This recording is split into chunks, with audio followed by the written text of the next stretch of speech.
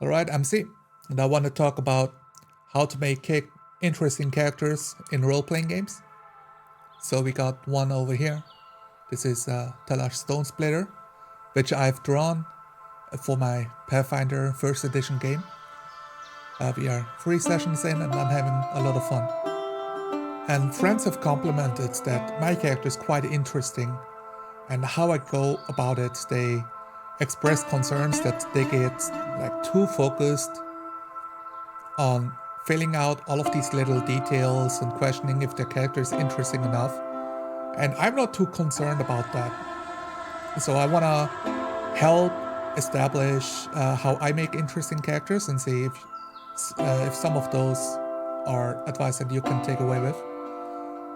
A big thing I would say is to make the character interesting for yourself first. So this is not a writing club. You're not writing the character for other people.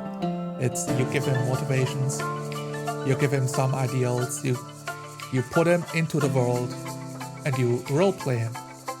And so it's very important, since you're gonna put on the sandals of the character and walk in his footsteps for a couple of miles, that you like the character, that you are intrigued by the concept in the first place. Right, so to achieve that, for Talash Stone Splitter that is right next to me, I'm thinking we are playing a Dragon's Demand module of Pathfinder 1st edition. What is interesting in that?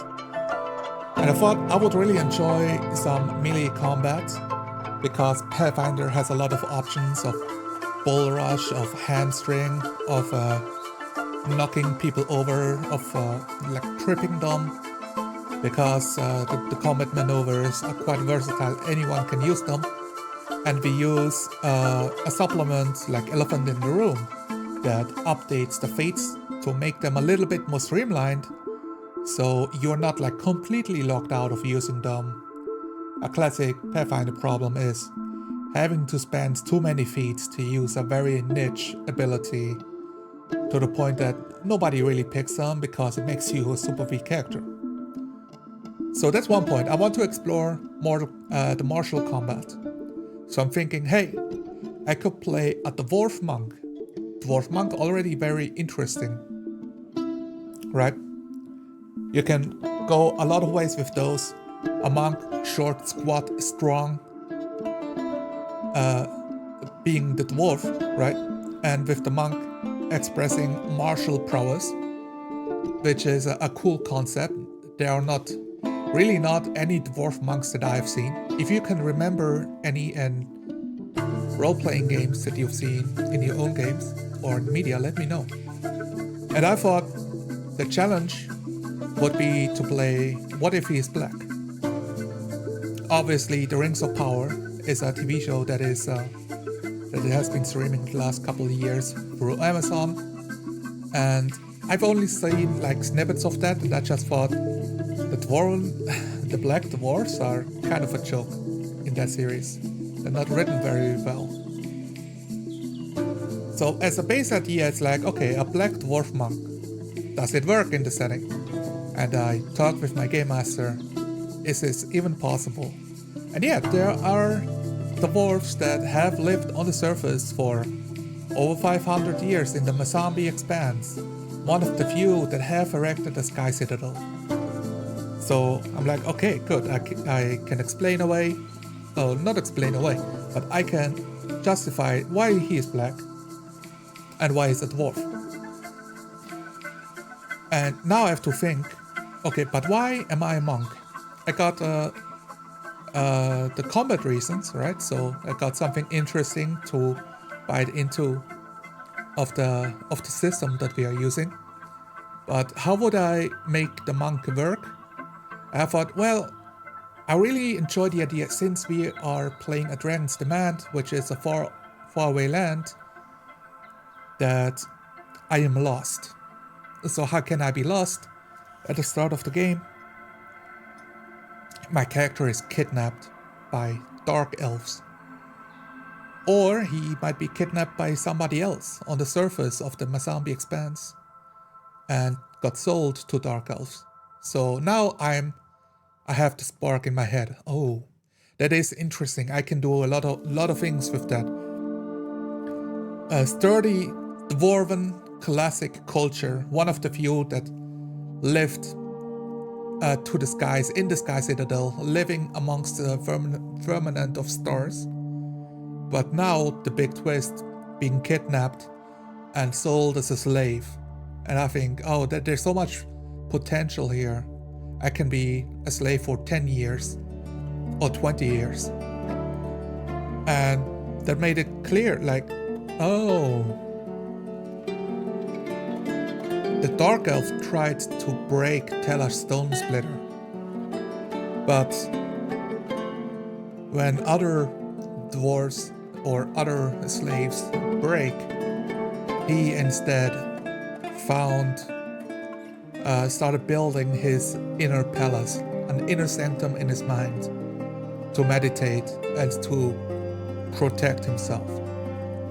No matter what, no matter how harsh the pain or how many lashes he gets, he will not let them break his mind.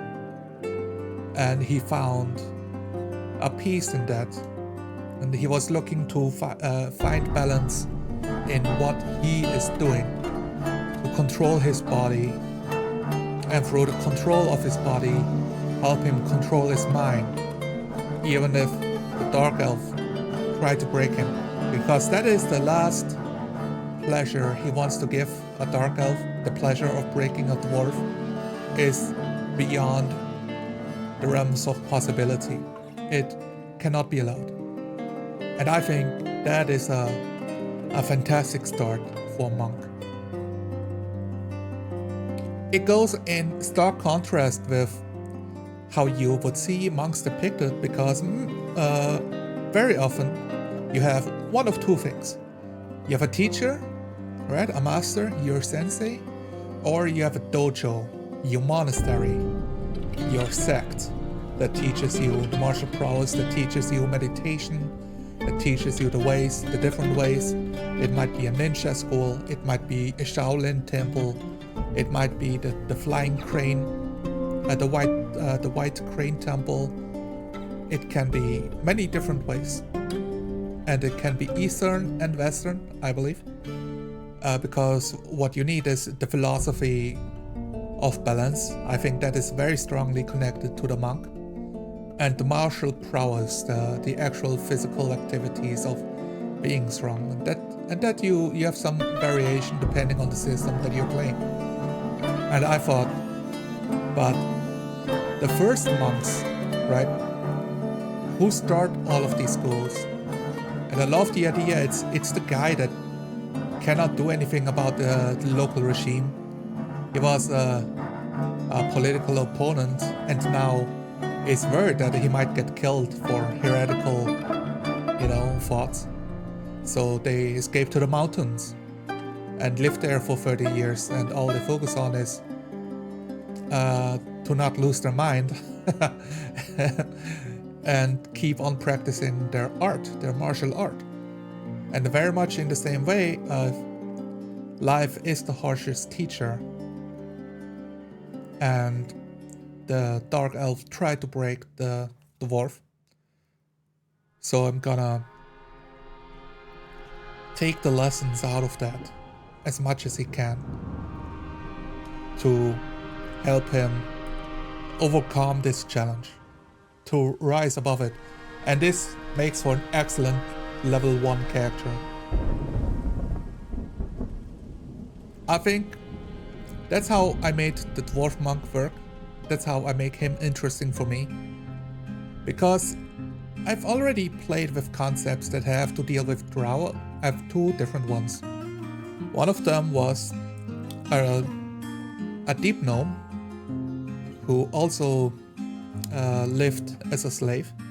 But I played her that she was broken. The Dark Elf got to her and she escaped after a long while, but was very much traumatized.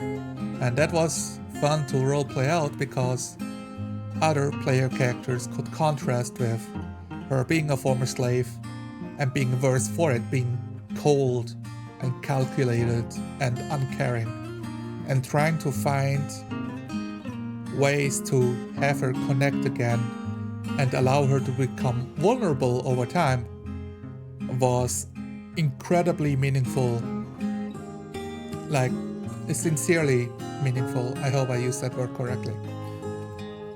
So when I was thinking about the dwarf, I think I don't want this character to break under the dark elf because I got to roleplay that already. Let's try something different.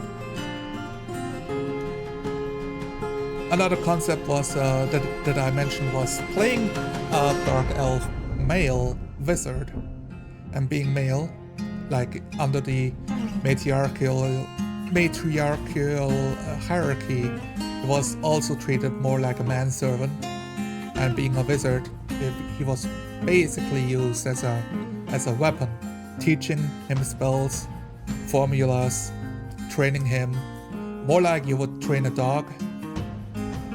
And he was forced to always cover his mouth physically with an object, and he would only be released against the local female leader, against her enemies. So there was a big connection of his ability to speak to his ability to cast spells, as you have to literally cast out the spells with your mouth.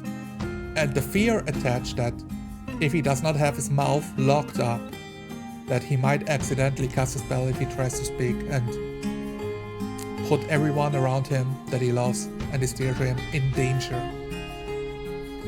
And that character, he also fled the Dark Elves. And I mean, that's a classic because on most role-playing tables, they don't want to role-play in the Underdark.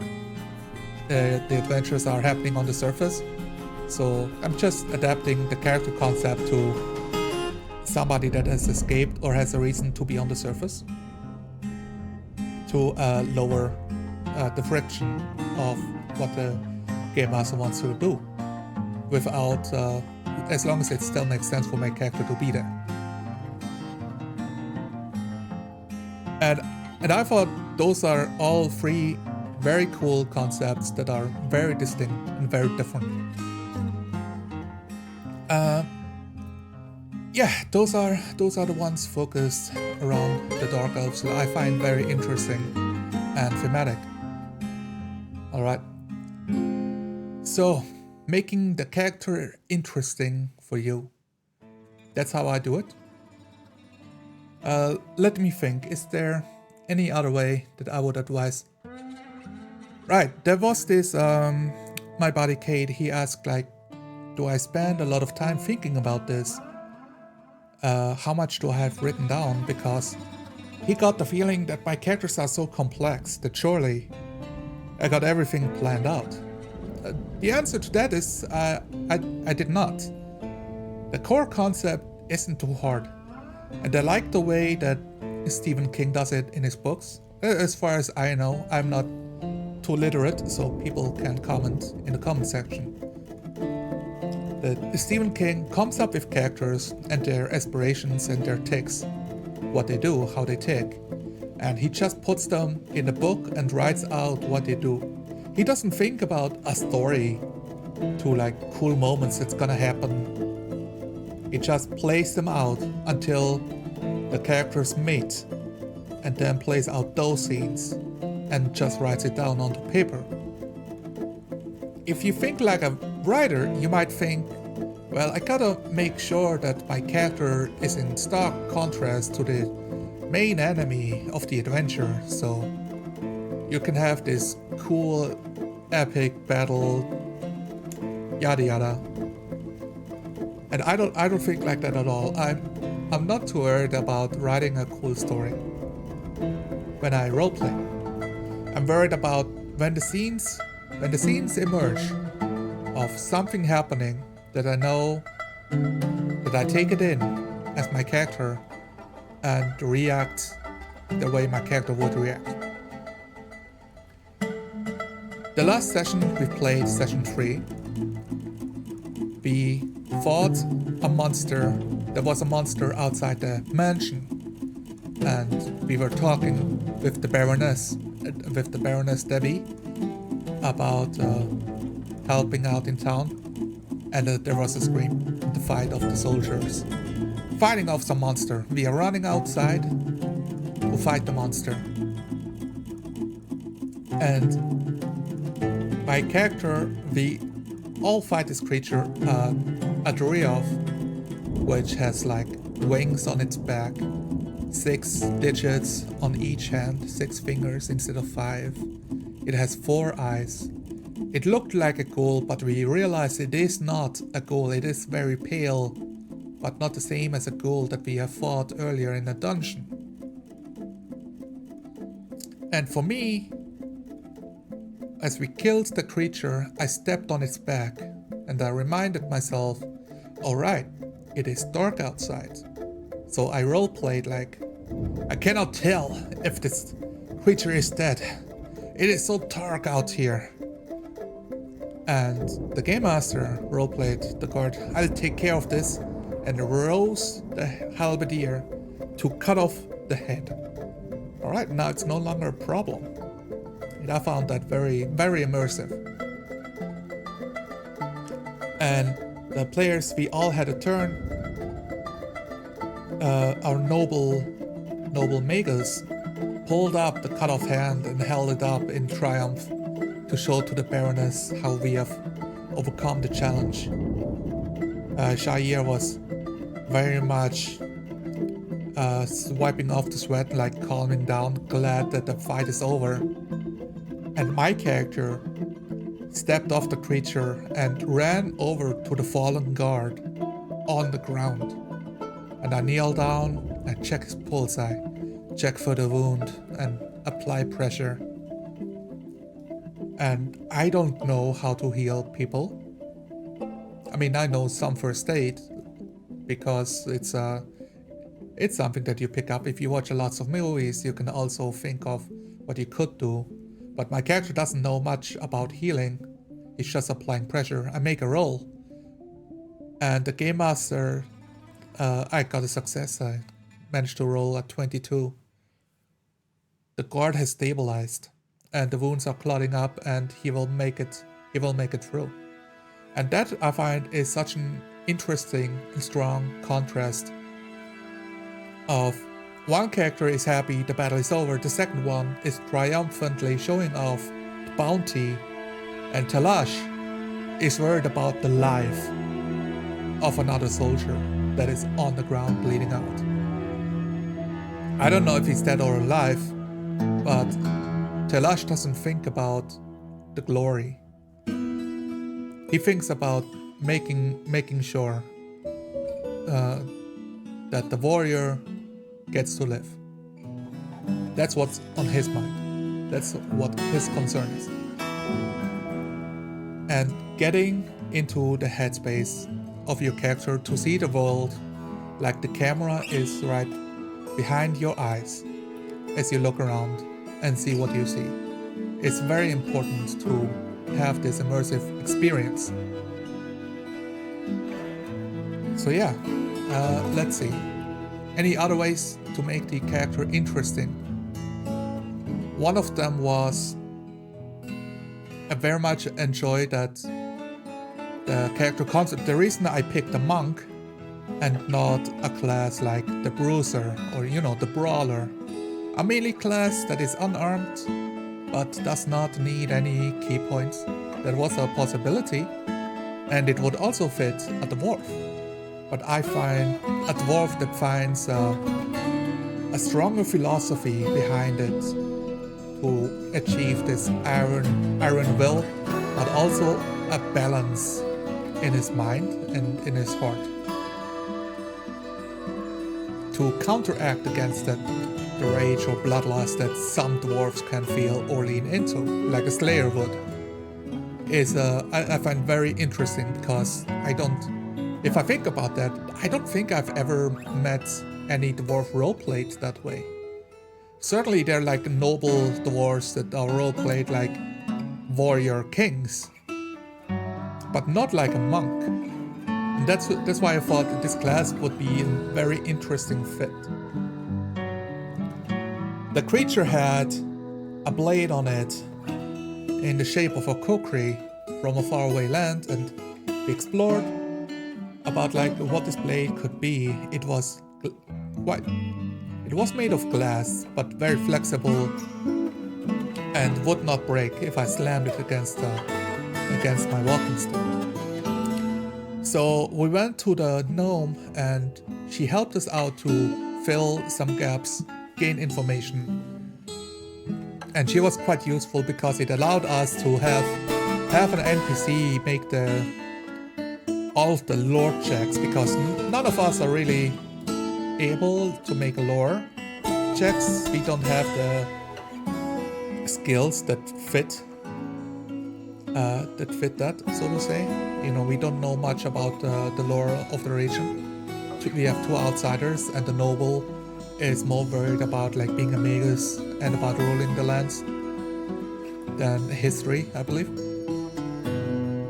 And we found out the blade is made of void glass, and when we held it, it would influence the minds of how we perceive reality. Shair held the blade, and he could see himself in third person, like he was a bird hovering nearby, watching himself. And when I was holding the blade with Talash, I could also feel like I can almost hear myself thinking, but it is somebody else thinking. It was a weird effect. And we debated that the blade might be cursed, and the gnome elaborated it is not a curse, but it is certainly strange. The material is called is made of void glass. And we had a scene about that. Talash was handing the blade over to Shair, like it would be a useful weapon if this discombobulates the enemy upon striking. He should use it. And Shair said no, he will not touch a witch's blade that will infiltrate the mind. This is dangerous. It could control you. And upon that, my character snapped. Nobody will control me. And it was a very effective scene to not just talk about the blade and using the blade as player characters, but also revealing information about Shair, his beliefs and his culture, because it's very strongly influenced of what other people think in his cultures, and the culture of being a pirate and traveling around, and you know, the hearsay in dangers lurking everywhere, but also my dwarf starkly reflecting, well, it is not cursed. Even if I refuse to be controlled by anything or anybody. It was one of those sensitive spots that Talash is very much honed in on, that he will not be the slave to some blade because of its esoteric origins. And there you go. I find those things interesting. Let me know if you agree. And tell me how you make your characters interesting and what tools you deploy to help you get into the mind of your character, so that when those little scenes arrive at your table where you're role-playing back and forth, that you can reveal a new perspective, a new angle on your character that players and the viewers did not experience before. Alright, thank you very much for watching. Enjoy your day, guys.